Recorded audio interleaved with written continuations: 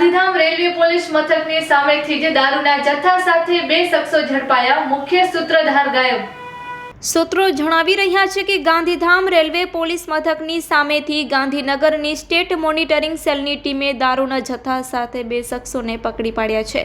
આ મામલે વધુમાં મળતી વિગતો અનુસાર ગાંધીનગરની સ્ટેટ મોનિટરિંગ સેલની ટીમને ખાનગી રાહે બાતમી મળી હતી કે રેલવે મથકના પ્રાંગણમાં પાર્કિંગ વિસ્તારમાં બે શખ્સો ભાગીદારીમાં દારૂનું વેચાણ કરી રહ્યા છે।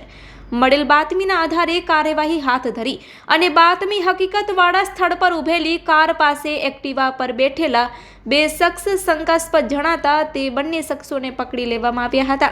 આ શખ્સોની પૂછતાછ કરતા તે બંને ₹300માં દારૂની ડિલિવરી કરવાની મજૂરી કરતા હોવાનું સામે આવ્યું હતું। બાજુમાં ઊભેલ કારમાં દારૂ હોવાનું જણાતા આ કારને રેલવે પોલીસ મથકે લઈ જઈ તેની તપાસ કરી તેમાંથી દારૂનો જથ્થો કબજે કરાયો હતો। જાણવા મળી રહ્યું છે કે આ ગુના કામેના મુખ્ય બે સૂત્રધાર પોલીસની પકડથી દૂર હતા। હાથ ધરવામાં આવેલ કાર્યવાહી દરમિયાન પોલીસે આ કારમાંથી જુદા જુદા પ્રકારની 29 બોટલ જેની કિંમત ₹23,606નો શરાબ કબજે કર્યો હતો। પોલીસે તમામ મુદ્દામાલ કબજે કરી આગળની વધુ તપાસ આરંભી છે।